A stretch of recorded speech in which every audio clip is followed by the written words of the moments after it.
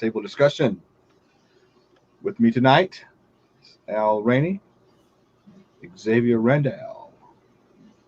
What's going on, fellas? I can't call it. I can breathe now. Yeah, you were struggling earlier, man. Al, what's going on, my friend? I'm good, man. I can't complain. Pancakes and sausage, just sleepy. But other than that, I'm happy to be here tonight. Excellent, excellent. It's the Matt Odom birthday edition of the Comic Hall and Roundtable discussion. Last episode, it was Xavier's birthday. Team Virgo, baby. Team Virgo, yep, Team Virgo. All right, fellas, let's get right into this, man. Speaking of celebrations, this month marks 20 years since the release of what I consider is probably one of the greatest systems of all time, the Dreamcast, man. I still have mine. I think I actually have the anniversary control and everything. Al actually sparked me to go get my Dreamcast. I actually seen a couple of games. I just had never thought about buying the system at that time because I think Nintendo 64 still rolling hard back then. No, because Nintendo. What was it? PlayStation? Was it PlayStation 2? Yeah. I was playing the hell out of my PlayStation. Yeah, it was PlayStation 2. You're right. Yeah, because I was playing the hell out of that at that time. I think Grand Theft Auto or something came out around that period. I think 3 came out or something like that, and I was playing that to death. And then I got a chance to see. Wait a minute. If it was 20 years ago, it wasn't PlayStation 2. PlayStation So it 2 wasn't come out in PlayStation 1. 2000. Yeah. So yeah, it was probably when PlayStation 1 come out, 98. No, Yeah. it Yeah, 98. was it 98? Yeah, it was No. 98. It was 98, 99. Yeah. Yep. I was playing PlayStation then. I was playing regular PlayStation. No, the PSX came out in 98, 99. PlayStation came out like 96. Six. Yeah, so that's what I was playing then when Dreamcast came out. Cause my Doe had his own apartment at the time. I remember that. So either way, I just remember when I saw NFL 2K at that time and NBA and basketball, and I just saw the detail that was into that. It just kind of like sparked like, oh man, I gotta get the system. And then I remember Al, we was working together at the time at the infamous Boot Country with Sid Justice, and and Al came into the store with a Dreamcast, and I was like, "Oh, the Dreamcast, man, it's out. It's actually out. It's actually available for everybody to buy." And he was like, "Yeah." And so he bought his, and I ended up going to get mine like a couple hours later. Mm-hmm. And I think I had every game, so it was just being able at the time to play. And it was like Marvel Superheroes when it came out was those games were direct arcade ports, which was very rare to see it during that period. Of a lot of gamers our age will remember a lot of games that were ported to the home system. They were not comparable, but they were not the exact port. Well, Dreamcast was bringing home exact ports of arcade games, and for years I didn't even know about the internet feature until like 2 years later. And TC was like, "Hey man, you can get on the internet," and I was like, "What?" And then he showed me, and I was like, "Oh, you gotta be kidding me, man!" But that system was so far ahead of its time that I really hate to see it go. Al, I know you share immensely fond memories of Dreamcast. Man, yeah. Thank you for joining us, by the way. Hopefully we'll go plus ultra with y'all tonight. But yeah, that Dreamcast, man, I'm not gonna lie, out of all the retro gaming systems, meaning systems over 15, 20 years old, I will have to say my fondest memories of any of the game systems would be the Dreamcast, because like Matt just pointed out, they had like some really arcade faithful titles, and not just Marvel's Capcom 1 and 2, which of course that was kind of like the bread and butter of the system. But they had games like 18-Wheeler Pro Trucker and Crazy Taxi and Sonic Adventure and then the 2K games. At that time, and y'all could attest to this, shoot, Sega had EA, 2K had EA running in their boots scared. Like they were terrified, because when that 2K dropped, that 2K football, man can hold a candle to that. It was so innovative, and it was so, and it was ahead of its time as well, to the point to where EA sometime after that decided, hey man, we need to get a lock on this NFL franchise, and that kind of pushed the 2K for football to the back burner. Now, of course, 2K rules the roost in the basketball, currently. But yeah, man, I mean that Dreamcast, if you wanted like for example, I remember when they dropped Marvel vs. Capcom 2 they dropped it on the Dreamcast first, and then they dropped it on the PlayStation. And like night and day, you had some extreme hold time, like load times for the PlayStation. You pick your 3 characters on Marvel vs. Capcom 2 within a matter of seconds. You in the fight. So it was just like being at the arcade. But yeah, man, I went nuts, man. I went ape doo-doo, man. I mean, I still have my Dreamcast, and it still works. Even though I need a battery, because the internal battery over a period of time that keeps the time and stuff, it dies. So I need to replace that. But man, I bought the fishing controllers. I got like 2 fishing controllers because I got Sega Bass Fishing, Sega Fishing. I got Sega Bass Fishing 2. And then I got about 40 games on the Dreamcast. I got my arcade stick, but I was a firm believer. I got literally pissed off with Sega when they said they were going to stop producing for it, because they had so many more games that they had in the arcades that they could have released, and they just gave up. But I mean, it was ahead of its time, man. Every now and then I turn mine on. But yeah, that thing was lovely, man. I enjoyed that thing like immensely. Well, shout out to created Whips. He said, "I wish I had purchased one." I said, "Man, let me tell you something, boy. For those who didn't get one at that time, boy, you missed out, man. It was really a system way ahead of its time, man. I mean, way ahead. I think the only thing that really shot the Dreamcast down was people were able to pirate those games extremely easy, and that's what hurt them. But man, I'm here to tell you, man, if that hadn't happened, I'm not so sure we talking about PS. We way up here in the PlayStation, because Dreamcast was really where it was at, man. I'll tell you what you call is another good game. You talk about Marvel vs. Capcom 2, man, but a lot of people really never got the chance to play SNK versus Capcom, the first one. Oh yeah, the first one was really good. I had that game and somebody stole it. Yeah, I mean that's a testament of how good that game was. Yeah, they stole it, and that's another thing too about Dreamcast. And I'm gonna be done. And shout out to Creative Whips. I know who that is. Appreciate you watching. But as far as it goes, man, you look at some of the Dreamcast games now. Those are some of the most sought after games. I will tell anybody that's watching, if you do own a Dreamcast, just check what you have in reference to games. I'm gonna give you an example. They dropped Power Stone 1 and 2, which were kind of like I don't want to say Smash Brother ripoffs, but they were kind of like Smash Brother. They were fun games.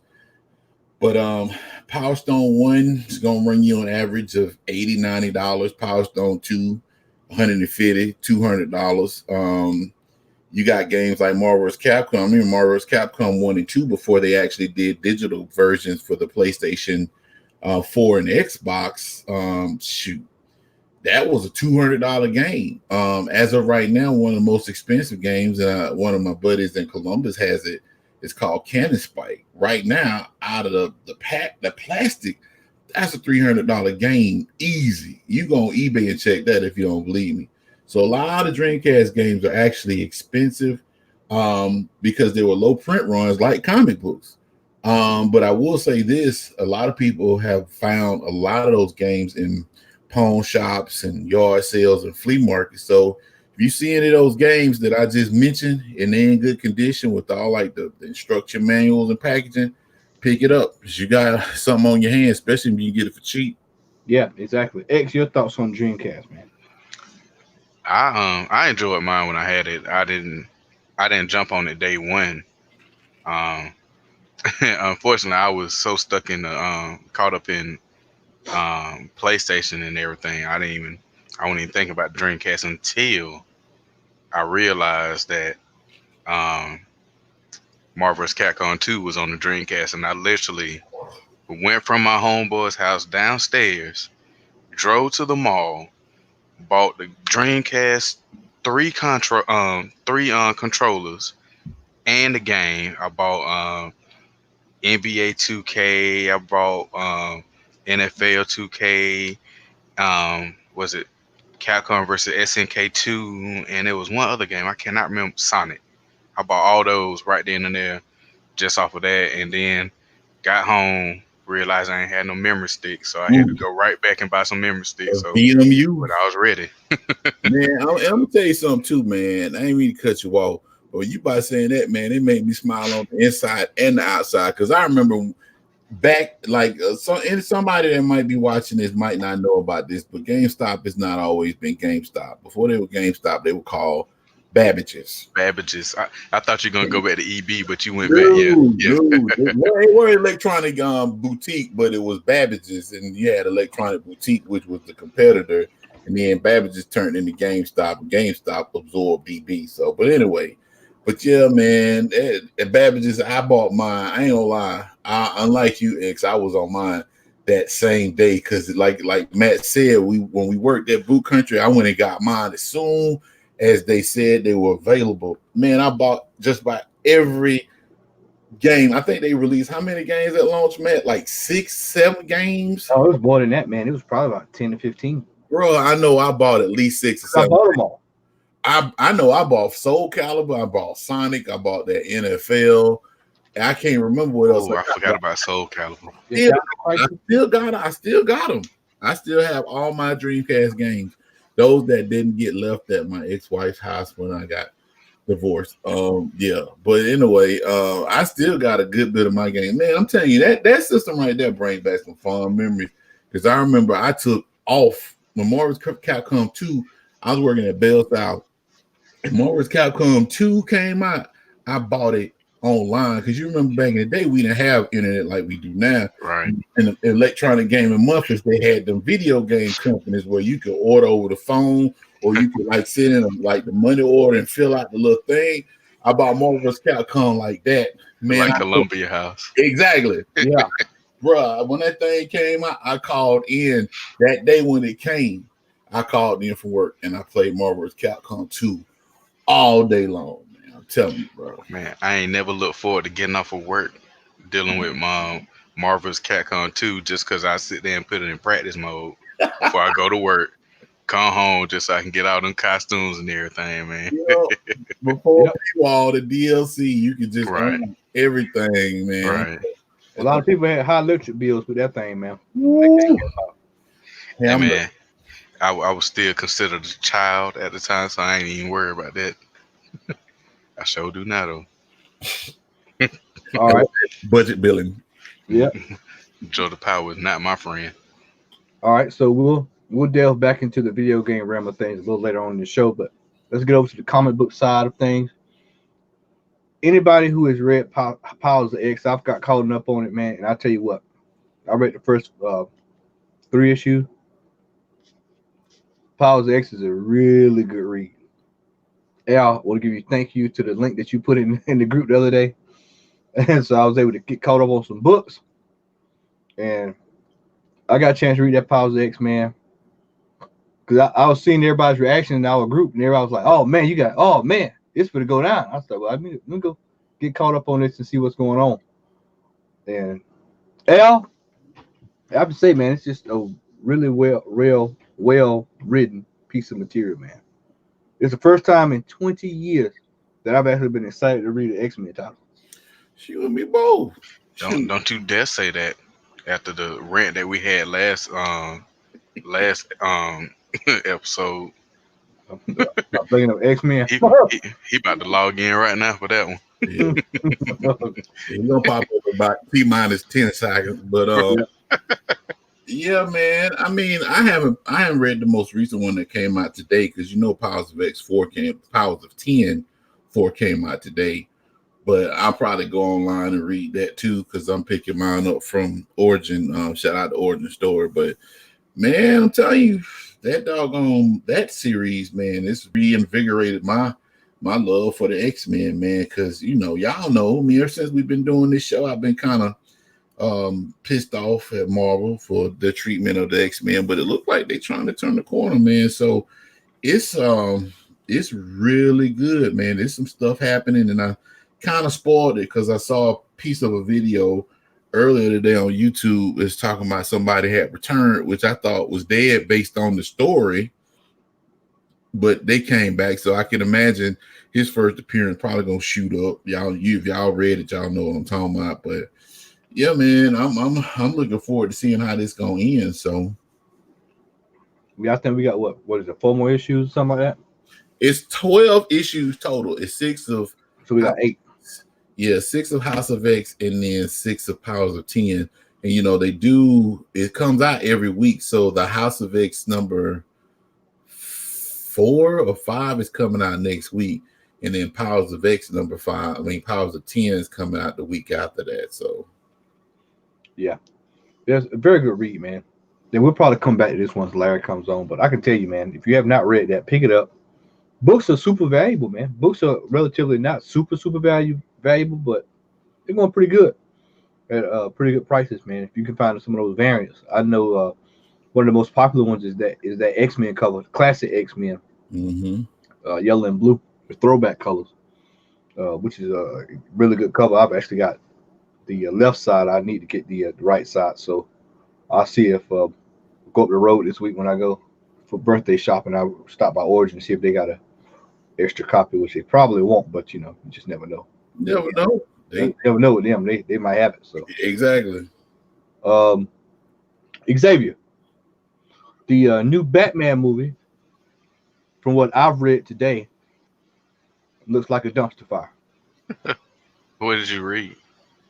From what I read, they're saying that the next Batman movie is going to be a Gotham detective style movie. Oh, they've always said it was going to be a noir style movie. Yeah, with 4 villains. I'm cool with that. Only reason I'm cool with that, because it's just like the Long Halloween. And if you take after the Long Halloween, I guess if they're gonna pull from that, then if they're gonna use that material, then I can see your argument.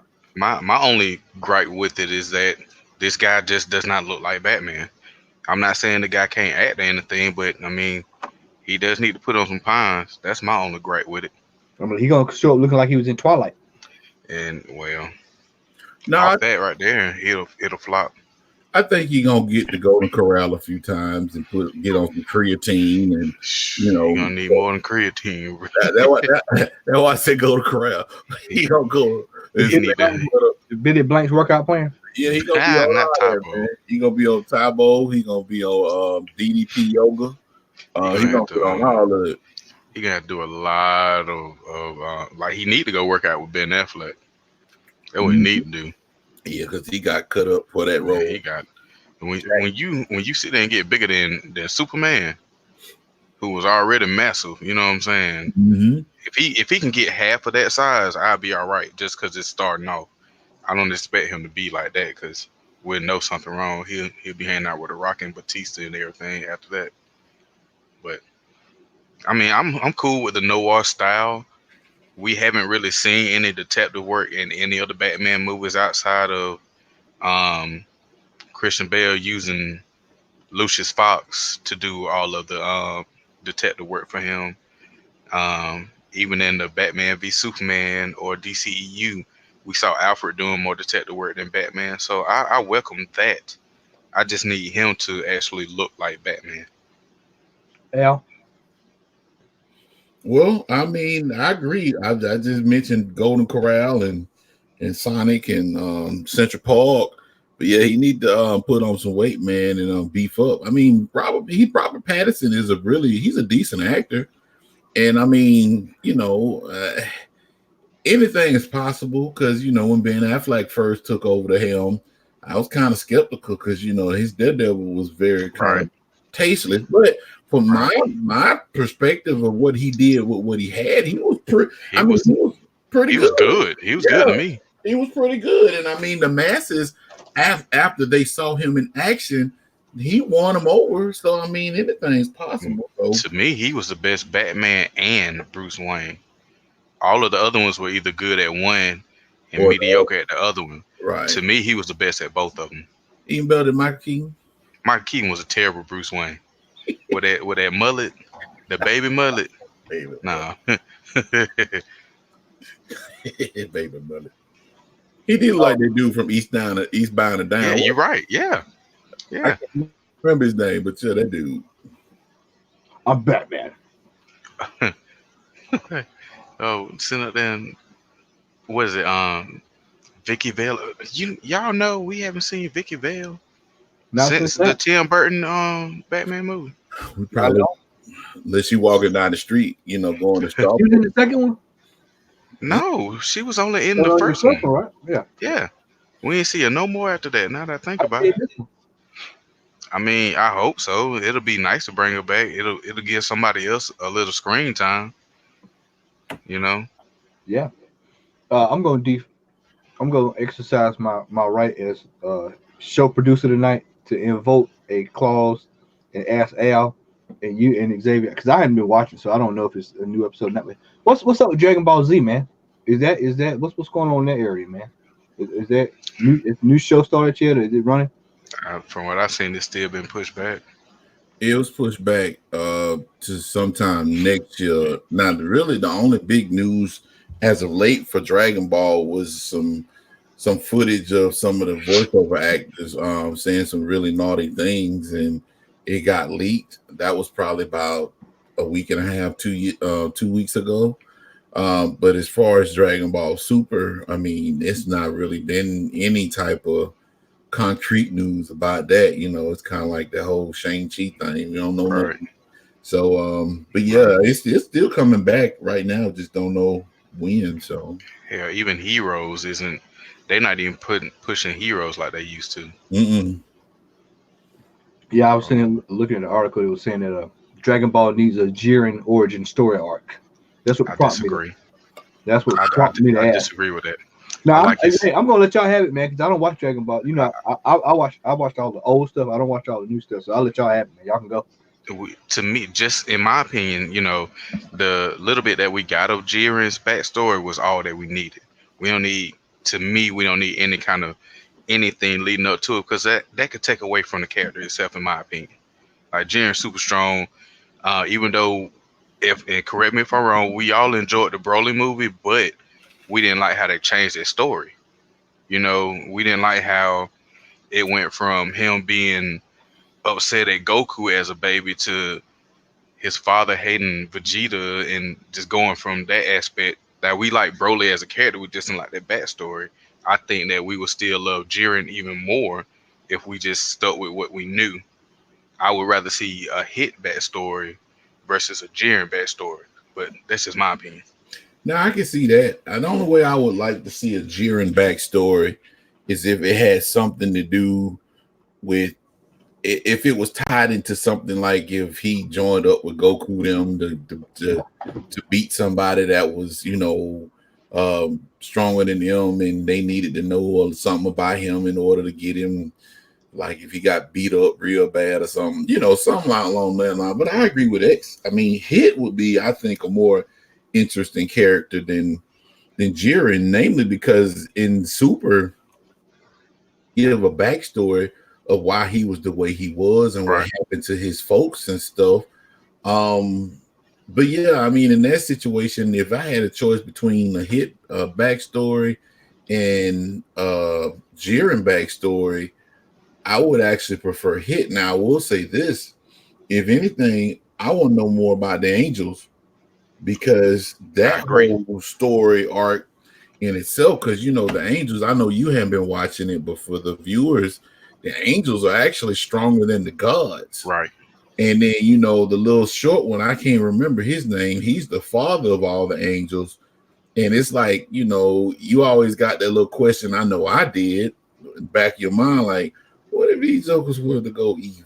What did they snap? Yeah. Right. What if they snap? How did they come about? Because when they introduced the gods of destruction, they just said, okay, well, we have gods of destruction for each universe and this, that, and the third. But that's another one that I would like to see them flesh out is the gods and the angels, and how that stuff came to be now. And honestly, that would be way more compelling than a Jiren backstory. Right. Like, I want to see what makes, like, for them to be so strong to train the god of destructions and everything, for them to just sit back and just look at them. You know how you go to a store and you see these spoiled, bratty kids just Mhm. acting all up and causing all this ruckus and running over the store, and the parents are just sitting back like, yeah, I know, Right. I know, I know. That's how the gods are in reference to the angels and whatnot. And I want to see how powerful these angels really are, Yep. because for them to sit there and look at Goku turn Ultra Instinct during the bout Tournament art. the tournament of power, they just sitting there like, oh, okay, it's been a long time since we seen this, Right. and Exactly. and everybody else like, oh my god, I can't believe it. They're like, oh wow, I forgot what that looks like. It's been so Mhm. long. Jesus, I want to see them do something with that as opposed to one man. And So I definitely agree with Al. you know what? Just the piggyback on what you just said, that opens up even another door, because they were, like you said, they were sitting there like, okay, especially Whis and his sister, they were sitting back checking out Goku like, okay, so he did it. Like, that would actually beg the question, who's done it before? Because I know they knew what Ultra Instinct was because Right. they've seen it, but who's actually done it before? You know what I'm saying? So that And kind of adds another avenue to it. and the funny thing is, it's almost like the other angels were sitting there looking like they were surprised at Goku just because of how weak the human race was considered, even though Mhm. he was a Saiyan. They didn't really take that in consideration. They're just like, oh well, we got Saiyans. Our Saiyans are stronger than theirs. These little Earthlings, how's this itty bitty guy on par with us? You know what I'm Right, saying? So right. I really want to see something like that. Yeah. Excuse I me. just hope Super lasts for a good little while, man, without getting stale. Because that Tournament of Power arc, man, in my opinion, after they dropped that, that was like, that was probably, in my opinion, the greatest Dragon Ball that I have ever seen. I watched GT, Dragon Ball, and Bold Dragon Ball. statement. Man, I'm telling you, man, that tournament arc to me was like, it was the best, man. So I want to see them go and expand on that further. Now, I did read a while back, and you might not know who this is, Matt, but was Goku Black or Zamasu. They were, Zamasu, yeah, yeah, they were saying that they were supposed to be doing something with him again, because technically he's not dead because he couldn't he's die. in Heroes. Right. So, we'll see. I'm He looking forward to coming back on though. he got that little patchwork thing going on like Frieza had. Oh yeah, when old boy cut him up. Yeah, yeah, he got that same type thing going on in Heroes right now. Oh, I just hope whenever they bring Super back, that they don't have all the filler episodes. You know what I'm saying? yeah. That's one thing I liked about the tournament storyline, is they took away a lot of that filler in the tournament. They still had some, but it was nowhere near all the filler that we had leading up to it. Yeah, but even with some of the filler stuff they had in Super, especially before the tournament, like that episode where Goku hired Hit to kill him, it was interesting. But it made sense. Right, it made sense. I Yeah, it was mean, filler with a purpose. right, exactly. So, Sweet. Yeah, I can take filler with a purpose. It's just all that screaming for 30 hours. like Naruto. Sasuke. Boy, whew. We got a room full of comments, man. And I'm sorry neglected these comments here. Oh wow, I'm not even looking at it. Yeah, we were really deep off in conversation now, man. Hey, X, you wanna go through some comments here, brother? I'm finna log into it right now. When Al, you got your I don't have it up, but thank y'all. I don't have my YouTube up because the last time I had it up, my volume was on and I got scolded because somebody was talking in the background, which was Matt. So I'm about to do it in a few minutes. But thank y'all for chatting, y'all. We appreciate what's up, it. D? How you doing, brother? Appreciate the shout out in the chat, man. And we'll double back around here. oh, my boy said hit is corny. No, Who said that? No. Who said that? D in the comments said that hit is corny. No, sir. Please explain why hit is corny, sir. I type it. I respect your opinion, but I just want to know how is he corny.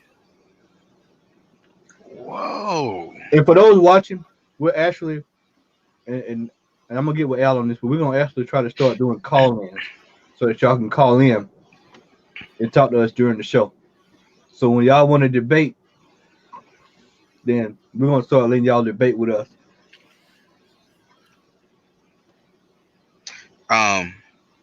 Moro in Dragon Ball, I would like to see him, but I don't think that. I think he's too strong for us to see him anytime soon. Oh, you talking about the dude from Heroes? From Dragon Yeah, Ball well, Heroes? the manga. Oh yeah. That's the goat dude. That's Yeah, right. yeah. I mean, he's sitting there shutting folk down left and right Yeah. without even breaking a sweat. So I would love to see him, but I think he's just too strong right now for where we are on the series itself. Let me see.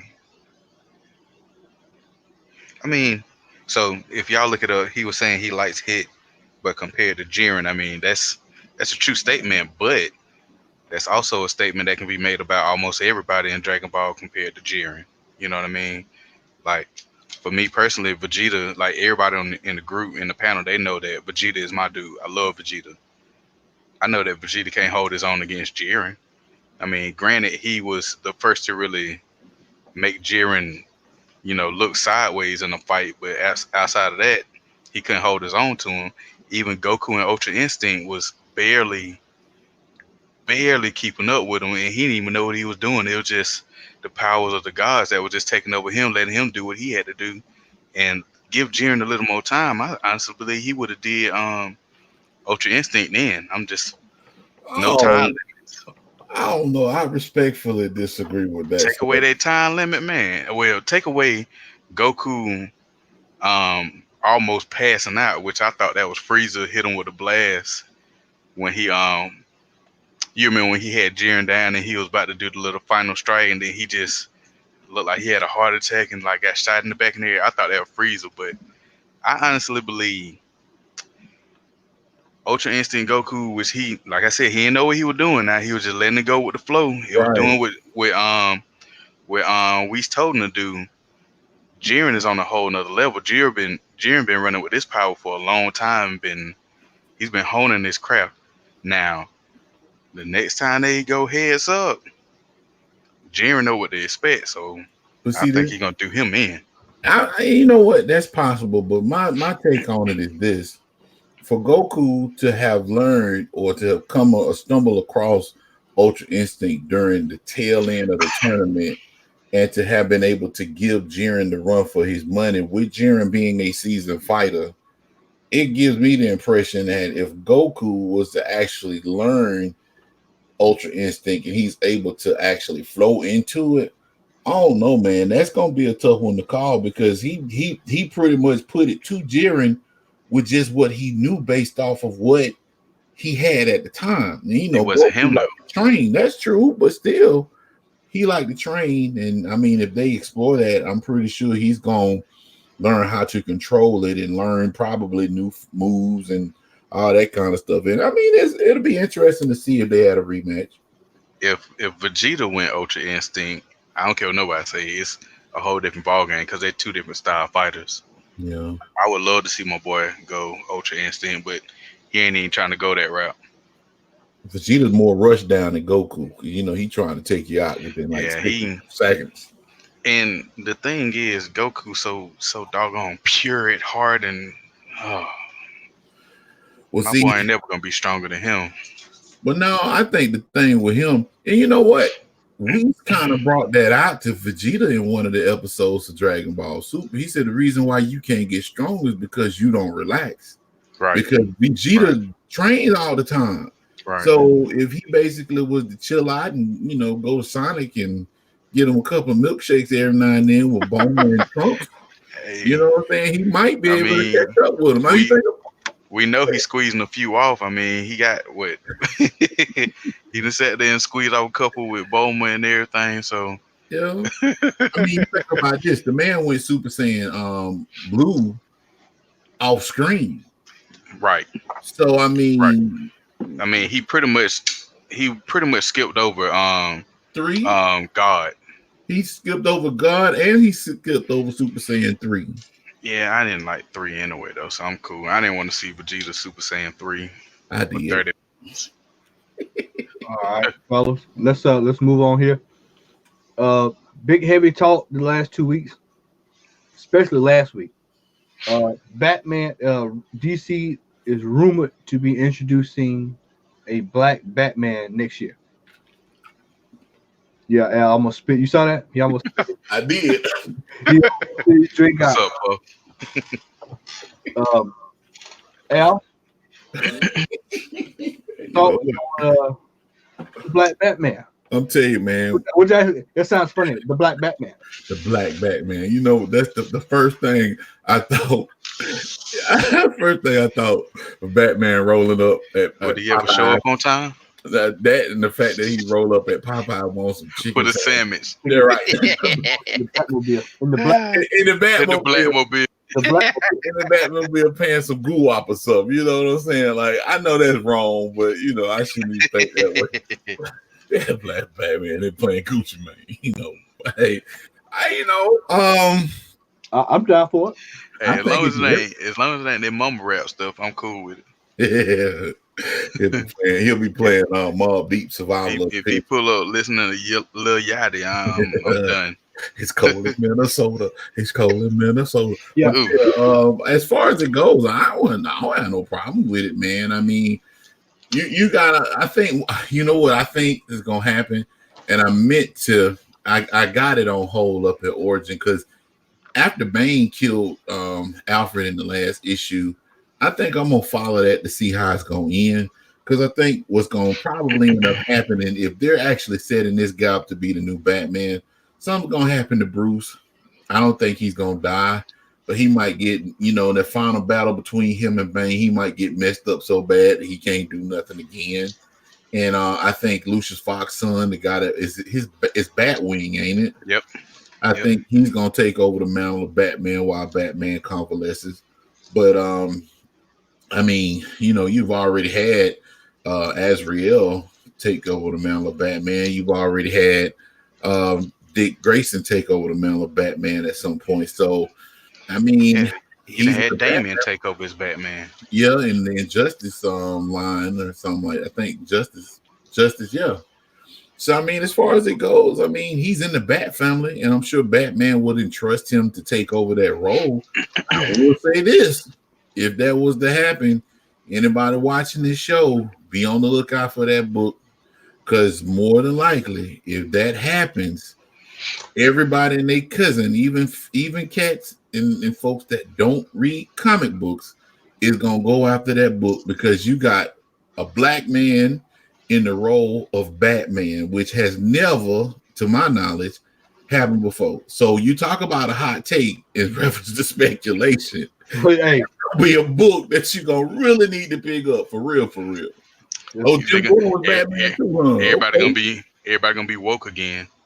That's right, Jim Gordon. Peace on. What's up, Sean? Jim Gordon was he was Batman. He was in a mech suit or Iron Man suit, wasn't he? Yeah, it was a mech suit. Yeah, I remember that.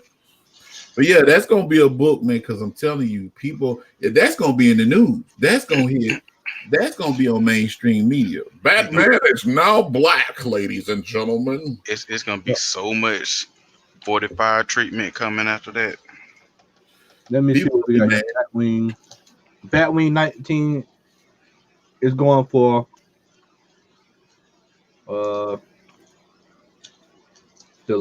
right now the medium. I'll tell you what. Let me reverse it. Let me see here. And as soon as.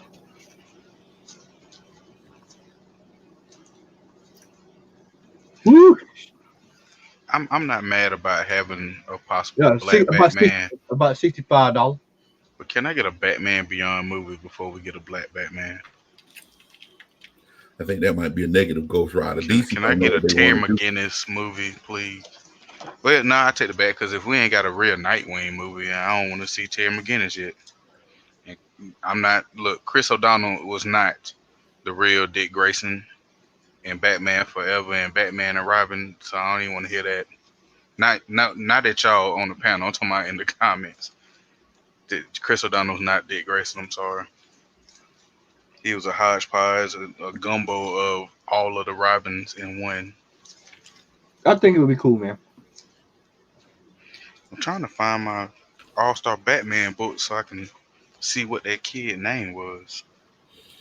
You But talking about Batwing? Hmm? You talking about Batwing? Oh, it was another one. I think. Hold on, let me double check because but I haven't read them since I read them. You know what I mean? Isn't Batwing Lucius Fox's son? Fox's son. Yeah. I think it'd be a great move, man. Personally, I mean, it would, Just and we all know this is temporary. That's the thing about it. We all know this is temporary. well, Right. even with it being temporary, just don't go out and try to put Michael B. Jordan name to it like they done Oh tried to do for every God. other black role that has been out there. I like Everything. Michael B. Jordan, but Well, he's not Gotham the be forever, all man. end all. Well, Huh? Gotham forever. Yeah, shit. Hey, they'll throw up the bat sign like the Wu-Tang symbol and stuff, you know. That's exactly what they'll do. They'll do it just like the Penguin. Didn't Napoleon Dynamite do this? Yeah, when they were doing that Interpretive dance thing. There's a river that flows to the sea. That's my movie right there, boy. That's Napoleon Hey, Dynamite. man, I don't care what nobody say. When he hopped that fence and fell, that was the best scene in the whole movie. Tina, you fat lark, come get some dinner. Eat the food. Eat the food. But Yeah, man. yeah, we all know this is temporary. I tell you what, man. But I will be on the lookout for that Del Auto variant when it come out. I bet you will. I think I anything, bet man. you will. I think Rob Liefeld could do a variant and it'll blow up. I'm telling you. Feed it all. Feed and pouches. Lack of feet and all. Everything. Pouches. The whole, all you got is a big toe and your heel, feet. That's all it is. All right, staying with the Batman theme, y'all. Let's roll over here and in December, the Batman Who Laughs will be assembling his own Justice League that will face Lex Luthor. What? Yeah, Isn't Lex Luthor good now? you know what? I I haven't been think he's keeping up with still it. evil though, man. I just thought he upgraded himself and became a madman, a real madman in the last. I was finna say he already a madman. But he upgraded himself. But see, the Batman Who Laughs is on some more other ish, so it don't really matter. As a matter of fact, Right. you know what? I think he still is a villain because I can remember watching Comics Explained on YouTube where With my sexy voice. that dude. Let me tell you something, man. Ooh, but yeah, that's how he talk for real. I mean, I like Rob. Yeah, though. that dude is awesome, man. Yeah, he's cool. If you're in the chat and you haven't checked out Comics Explained, go check him out, man. He got like 18 million subscribers. Like I'm sending somebody over to him, and he don't even need them. But I mean, the dude has a really good channel. But make sure you got an hour plus because he goes in depth. Yeah. oh yeah. He will break down a comic book from the type of ink that they use on the first page. I'm talking about let it be 2 words in a bubble. You might get 20 minutes out of it, which hey, I'm cool with it, boy. He's thorough and he's entertaining, but yeah, he gonna break it down to you, especially when he does those videos explaining certain things like mutant powers. Or it's gonna be like you at school in the 10th grade. But let him talk about Omega level mutants. he got a video on there about it. Updated one. Mm-hmm. Oh wow, I need to look at that then. Yeah, it came out about two and a half weeks ago. But I mean, as far as it goes, man, what were we talking about? I don't forgot. We were talking about Black Batman. The Black Bat. No, we were talking about Batman Who Laughs. Batman Who Laughs, yeah. Yeah. He had a video where he was talking about him and Lex Luthor had hooked up, and Lex Luthor was trying to dissuade him to join him, and he kind of like swindled or double crossed Lex Luthor. So unless they actually make peace within the next couple of a few issues. I don't see that happening, but it is an intriguing factor that he is going to have his own version of the Legion of Doom.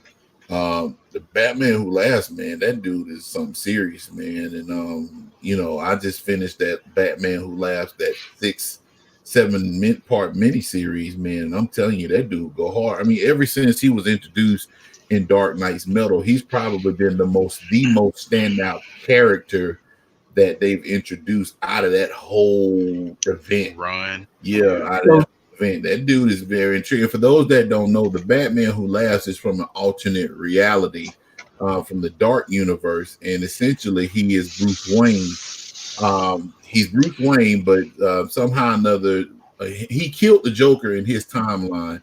But when he killed the Joker had developed some kind of nanite technology that pretty much infiltrated Batman's mind. And it caused Batman to start having the psychotic thoughts and mannerisms that the Joker. So the Batman Who Laughs has all the intelligence and the prowess of Batman, but he's psychotic like the Joker. So that dude is dangerous. Yep. And for those who don't know, his first appearance is in Teen Titans 12. The Rebirth run. The Rebirth run. Yeah. Don't go out and go get the golly, what's the artist's name? Not Gomez. I can't think of it now. Don't get the 80s version. You'll be hurt. Yeah, you talking about disappointment? Yeah, you talking about the old 80s volume 2. I'm talking. I want to say volume 3 or 4. Yeah, Rebirth. It's got the most the price. You know about the price. You cannot miss it. It's gonna have pewter. It's gonna have like the little pewter tag and everything on it. You, like Matt said, you'll see the price of it because that thing skyrocketed. Yep, just ask, is it the first Batman Who Laughs? They'll know. Trust me, you'll see the price and you'll know it's the correct one.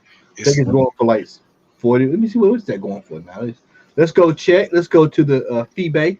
While he checking that, like I said, you'll see it'll clearly say Dark Knight Metals. I looked at it today at Fanboys and it was like $50.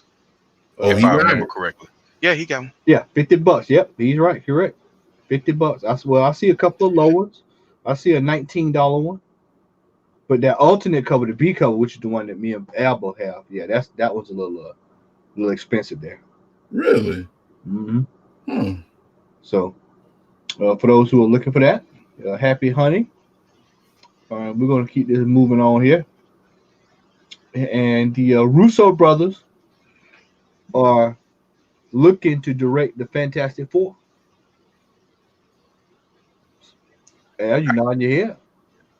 I can dig it. I can dig that too. I mean, I'd be glad for him to direct it, considering the trash we've seen. Let me tell you something, man. Let me tell you something, bro. Let me tell you something, brother. But hey, man, as far as it goes, after the work they did with the Winter Soldier, in my opinion, the Russos can't do no wrong. You know, I watched that movie twice in the last couple of weeks, man. I mean, the Winter Soldier is probably one of my favorite. MCU universe, probably one of my favorite movies, man. That whole street fight scene. It's my top 3. Yeah, I mean, that movie was so good. And if they can pull that kind of stuff off with the Fantastic Four, then by all means. And man, they had me when Bucky caught the shield. Yeah, when he caught. They had me right then. They had me when they caught Fury in that car. When he was walking down the street and Captain America threw that thing, he just said, "No, that was the rooftop." Yep. Oh yeah, that's right. Yeah, the rooftop. That's right. The car was when Fury got away. And that's when he was walking down the street. Yeah, and then he got the bomb under the car, flipped over, and then that's when Bucky was walking towards it. Hey, that's also when we saw when we really saw Black Widow, because she turned into damn Jane Wick in that bitch in this thing with them guns, boy. Yeah, she was going to town, man. I'm talking about pinpoint accuracy too, boy. Yeah, man, but the Russos, man, like I said, they got a pretty decent track record. So I'm pretty sure if MCU, if Disney, if the Fantastic Four is going to be on the docket and they expressed interest in doing it, unless they have some kind of a falling out, I can see that happening. And by the way, that Teen Titans is volume 6, number 12 of volume. X, your thoughts on the Russos, man? Not Vince Russo. Yeah, I know exactly who you're talking about. Let me tell you something. Russo. I honestly believe that everything that these guys and 90% of what's fixing to come out in the MCU after all this Spider-Man crap is finna be amazing. I think they finna sit here and go above and beyond to do massive reshoots on all these things and make everybody forget about Spider-Man not being in the MCU. So anything from here on out, hey, I was already one of the believers in Kevin Feige anyway. But after this, bruh, I can't wait. what's what's my boy? What's his name? God, Barrett. Like, can't wait. The Oh, you linebacker talking from the about Jets. Jets? Yeah, can't wait. Yeah. You know what? I thought you were about to sing that song. Oh. Okay, but you weren't. I can't wait. But yeah, Oh boy, I can got see leather that. in the summer, silk in the winter.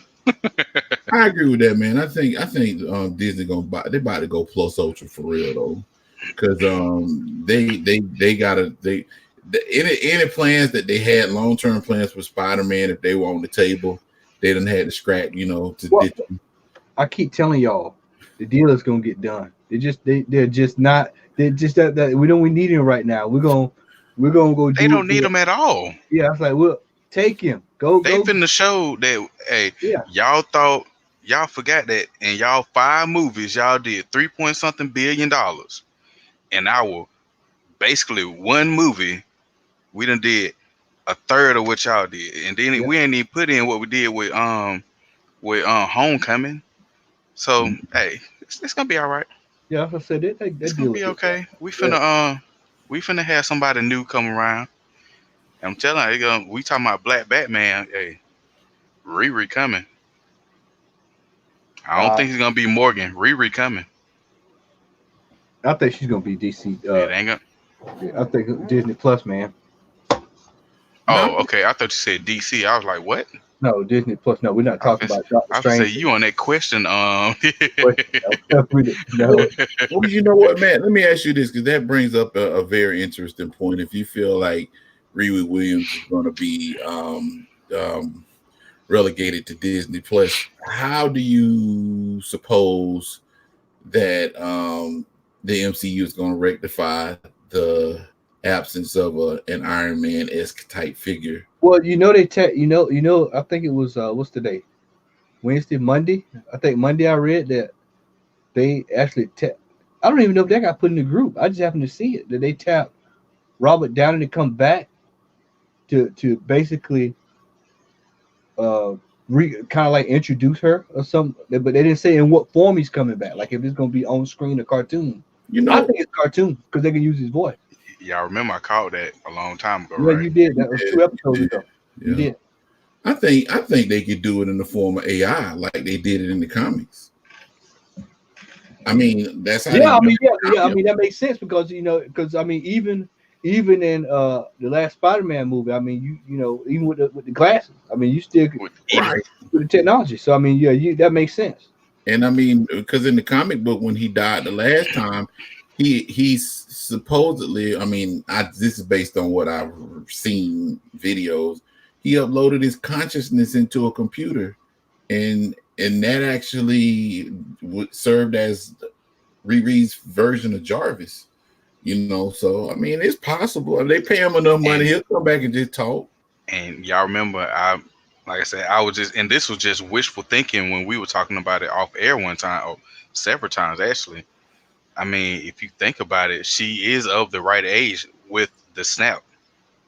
That 5-year gap, she could have been.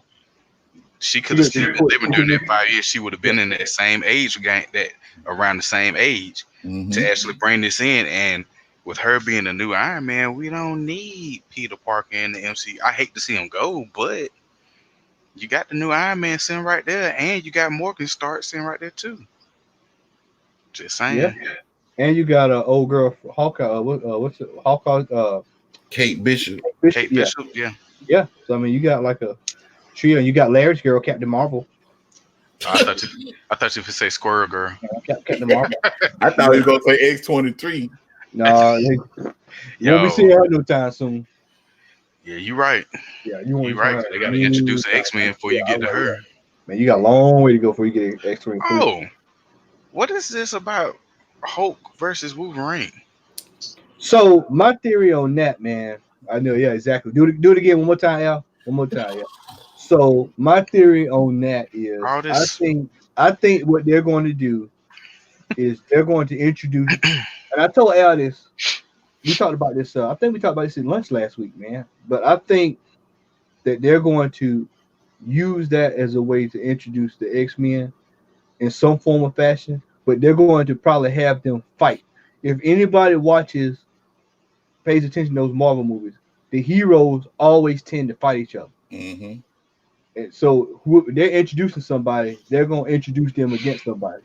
So I think we're going to get that Hulk 181 in a movie somewhere. I don't know how they're going to put it. If they're going to bring in Wendigo as well, because the loser has to fight Wendigo. We are, according to 181. That's what the cover said. The cover said, Hulk versus Wolverine, loser. Wendigo was there in 180. So how's the loser got to fight him? I'm just going by what I'm just saying that fight was going on before they even showed the last panel with Wolverine. You have to go have some kind of seance with Paul Bearer and dig up family I mean, to have that argument. We can get Elvira, the Mistress of the Dark, to channel something and conjure something up. I'm not engaged in that. Go ahead, Al. Well, from what I read, and I mean, the source seems to be, the story itself seems to be congruent across the board, but it all falls back on the whole dumb deal that Universal has with the Incredible Hulk. And supposedly, the rumor is that the only way that Universal will be able to, MCU, Disney will be able to continually use the Hulk is if he's in a movie with another character. A cameo. Do like a solo movie with the Hulk, him fighting the Abomination or the leader or anybody, Doc Samson, whatever. Yeah, it has to be a glorified cameo. Right. So for the most part, it's kind of like how it was in Ragnarok. He couldn't have been in a movie by himself. They had to pair him with Thor in order for him to be used, which Ragnarok was a pretty decent movie, but I digress. But as far as it goes, they're saying that one of the options that's on the table would to have Wolverine introduced in a Hulk movie, which pretty much kills two birds with one stone. The first stone, of course, is that the Hulk will be in a movie with another character, right, which meets that obligation that they have with Universal. And number two, it would introduce the X-Men or at least Wolverine into the MCU. And the rumor behind that is that because and it's really getting some traction, so I don't know what that gets behind it. Well, see, that's what they're saying. They're saying that as somehow or another they want to try to incorporate mutants by introducing Wolverine into the fold, and also bring in Alpha Flight. Because the story behind it, if you go past 180 and 181, the Hulk and Wendigo out in the woods fighting in Canada, and that's what prompted Wolverine to show up, like, hey man, what's going on? So that's prompted him to fight the Hulk, which is what you saw on the cover of 181, where the loser fought the Wendigo. I think that's what it says. Well, if they go that route, I wouldn't be mad. I would like it. It wouldn't be an R-rated movie. It'd have to be PG, even though, it'd probably be a brutal fight between the two of them. But it would be a way that they could bring in the X-Men and Alpha Flight and all, Department H. Exactly. I think that'll be too soon for Department H, though. But see, this is the thing, though. Department H is the department. You're right. I'm thinking about the Weapon H thing. You're right. Yeah, well, Department H actually has ties with the Weapons Plus program, but Department H is kind of like Canada's version of the Shield. Mm-hmm. And for the most part, that's where because Wolverine started off, before they started retconning his history, he started off as a covert operative for Department H.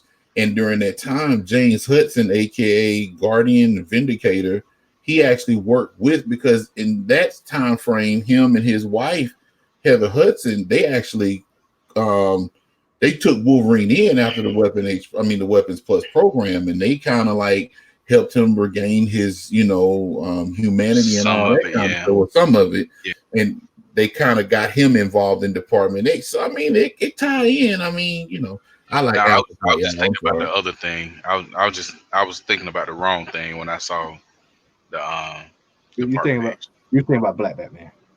Shut up, ass. I don't know if y'all saw. Was it D who asked who's gonna play Wolverine? I mean, to me, the perfect guy to play him is already playing Venom. That's just my opinion, though. Who's playing Venom? Tom Hardy. Yeah.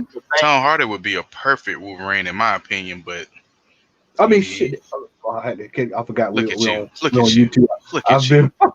But I mean, you got The Rock playing Submariner, and then talking about playing not Submariner, but Black Adam. Black Adam, and but he does want to play Submariner too. I think. Yeah, right. Yeah, I can't see that. I can't see him playing him. Me neither. I just can't see him. Yeah. Yeah, I have a hard time seeing that too. I can't see that. I mean, he's perfect for Black Adam. I agree. Statue wise. Yeah. I think Submariner. Go ahead, sir. I'm sorry.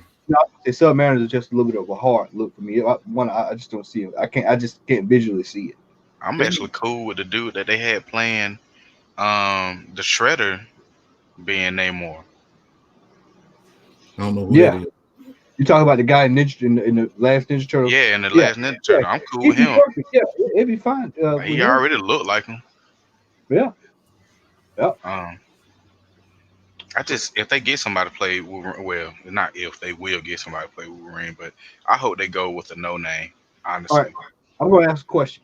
Everybody in the group, everybody in the chat right now, everybody in the chat. What is Wolverine's first appearance? I'm just going to see what everybody puts in there. What do you think is the true first appearance of Wolverine? The question is your true. Not what what's right. Not what Comics Tom say. Not what Comics Explain say. Not what We Love Comics say. Not what Alex the Comic Order says. What do you say is the first appearance of Wolverine? This is going to be interesting. I'm waiting to see who's going to respond here. I know we got a little bit of a delay, so they'll probably start rolling in a second. But that's been a huge, because of this announcement, that's been a huge thing the last 2 weeks, is that first appearance. I think all three of us agree on the answer. I think. And well, never mind. I ain't gonna say that. Hold on. I'm gonna put it in our little private chat. Yeah, I'm waiting. I want to see what everybody's gonna say. The first appearance of Wolverine is what? What is your opinion on what is the first appearance of Wolverine? I'm waiting for y'all in the chat now. Come on now, y'all can't be that quiet. Cause most times we be all chatting in there. Let's go. Let's see. Let's see. I'm waiting. What issue do y'all think it is? Y'all tell me that first appearance of Wolverine. And the reason why he's asking that question, ladies and gentlemen, is that there's been some controversy that has arisen over the past few weeks since the Powers of 10 number 3, or is it House of X number 4? It came out last week, and basically there's a debate now as to when is Wolverine's what issue of the Incredible Hulk was Wolverine's first appearance, like official first appearance. And that comic book, the House of X or Powers of 10, stated something that a lot of people actually disagreed with. And now in the comic book community, there's a big hoopla as to first appearances, because first appearances in comic books is very subjective. And we've had this conversation amongst ourselves, because there's certain books that are considered first appearances, and the character might have shown up like in the last panel or the last 2 pages of the book, but then the next book that comes after that initial appearance is actually considered the first appearance of that particular character. So right now there's like a big hoopla about it in reference to not just that Incredible Hulk, but other books, because we talked about a couple of books amongst ourselves in reference to how is one book considered the first appearance of a character when the character actually showed up in the previous book. Now, case in point, and I'm gonna use this for an example. It's the X-Men Annual 14, and it was the Days of Future Present or something. It's an X-Men Annual, and I think it came out in 92 or 93. In this book, and annuals are books that came. Y'all know I ain't gonna even go into all that, but anyway, in this book was a cameo appearance of Gambit. Now that book actually preceded X-Men, Uncanny X-Men 266, which is his official first appearance. There's like he's on the cover, he's with Storm as a little girl. So by all accounts, everybody that owns that book, myself included, that book at one point was considered the first appearance. However, since he's in this X-Men Annual 14 in a cameo, this book came out before Uncanny X-Men 266. So it's like, okay, so which one is considered the first appearance? So what you see in the chat, Matt? Let's see, man. Nobody's responding. Everybody's quiet, man. Everybody's quiet over there. I got another example for you while y'all waiting on that. Omega Red. Yeah, what's the first true appearance of that? I mean, everybody is saying that X-Men, X-Men 4. Mm-hmm. Yeah, 4. But if you got, that's what I was digging for. If you got this right here, there is a cutout poster of him in it. Like you can literally see Omega Red in this book, and it's called the true first appearance, but it's not the first appearance. Like everybody's going crazy over this one right here, which is an awesome cover, by the way. Jim Lee. Yeah. But the book on his left, the X-Men book, you can find that in a dollar bin, whereas the book on the right, as of right now, is probably like a $15, $20 book. Right. It's crazy. Well, I'm gonna go with 180. I'm going by the left of the loft. The left of the loft is 180. That's the first time you see him. 181 is the first cover appearance, and we all know that cover appearances tend to be the most expensive. Sought after because he's actually on the cover. But 180, which is a book, man, that maybe I'm talking like 4 years ago. You could have got that book for like $200 if you were looking in the right spot. I don't even think you could. It would have been way less than that. We saw it for less than that, less than 3 years ago. You probably get that for a good bill, man. Good. Well, I mean, not now. Or now, no. There we go. I personally give up on determining what is the cameo and first appearance. Wolverine appears in one panel and says his name in 180. So 180 is his first appearance. And I agree 100%. Me too.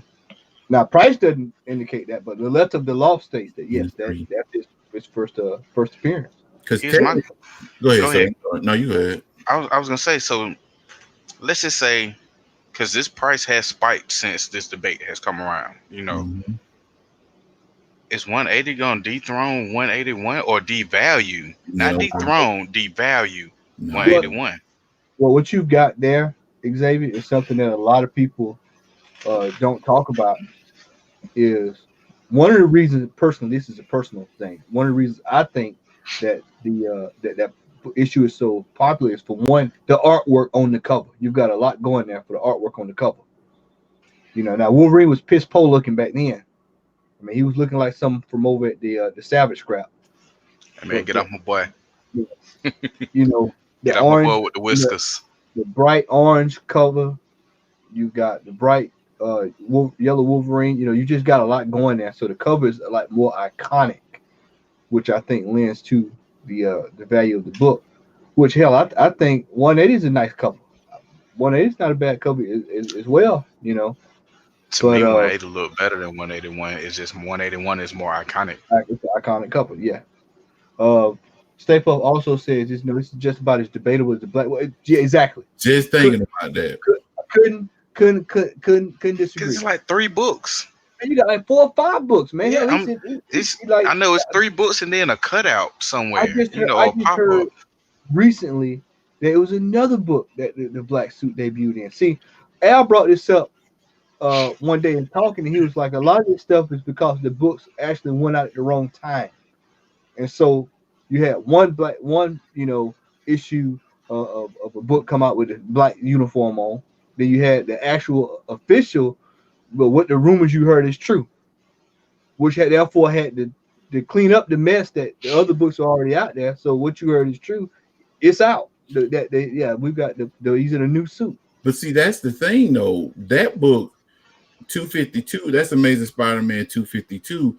That's the one where it says the rumors are true. But the thing of it is that book wasn't supposed to have been the first appearance of the black suit. It was supposed to I have been. thought that was supposed to be after Secret Wars. It was, but it was actually shipped out before Secret Wars 8. So Secret Wars 8 was supposed to introduce the suit, but because they had different titles running incongruent with Secret Wars, right, they decided to go ahead and do a cover with him in the black suit.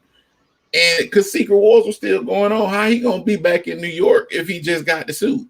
Which one was more popular? That's what it boiled down to. Yeah, I think personally the Secret Wars 8 cover, in my opinion, looks better than the 252 cover. But hey, the cover does. What I meant by what I said was what was the more popular title. Well, I mean, Secret Wars was a limited series, so I mean, the Spider-Man would have been the most popular because it was ongoing. Right. But the Secret Wars was supposed to be like introducing that suit, the symbiote, into the whole Marvel universe. But it is what it is. Good observation, Sean. Yeah. All right, so we'll move on to this here, and that is that Paramount picks up comic book movie Harbinger from Sony. So here we go. We got another issue. Sony's back at it again. So now, for those who don't, everybody don't follow Valiant books, so I'll break this down for you. Harbinger is basically the linchpin that ties everything in the Valiant universe together. So, with that being said, Sony's now taking Harbinger over there and left Bloodshot and everybody else over at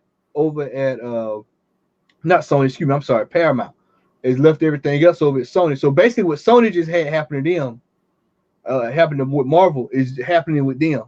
So it's almost like, okay, so how are you gonna come out with these Valiant movies and you don't even have the characters that you can even, work with? So I don't know what's going on over there at Sony. If they're just so worried about the PS5 that they're just not even paying attention to the paperwork going, coming across the desk, they're just signing off on stuff. But this is crazy. Al, I mean, how in the world are you gonna let this happen to something? I mean, you have to have Harbinger in the Valiant universe for it to even operate right. I mean, that's crazy. Well, I mean, what you're looking at, man, is a climate where as of right now, comic book movies are the flavor of the day or the month or whatever. And all Paramount is seeing is an opportunity to build a universe where they can make money off of that character. Now, you got to understand that when you're dealing with people in Hollywood, especially these Hollywood execs, if they don't have a person like Kevin Feige in their corner, all they see is a character. They don't see the bigger picture. They see that this particular character is like one of Valiant's most popular heroes. Therefore, they're going to take that and see what they can do with it, not keeping in mind that there's a shared universe with other characters like Rye and Faith. And I don't know too much about Valiant, but those are only Bloodshot. So, I mean, as far as it goes, that's what they're looking at. They're just looking at it for getting a property.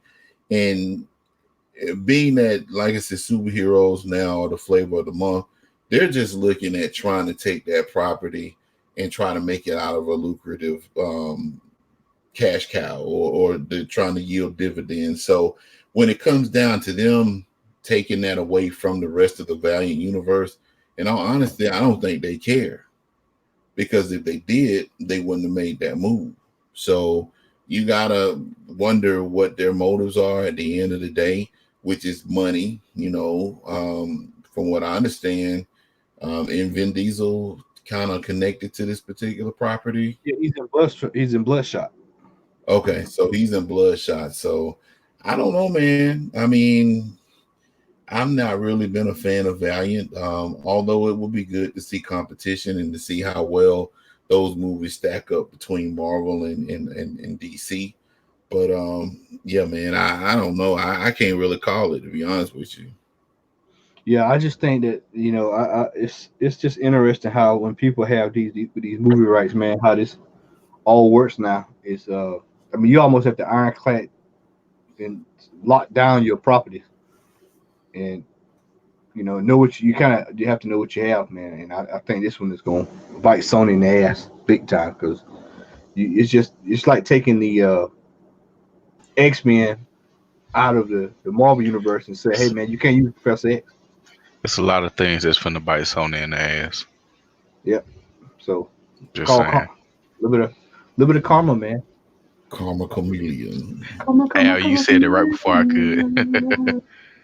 You come back And, home. spe- You and speaking come of karma, oh man, I got some for you. This is we're gonna go right down the list. This is a perfect segue.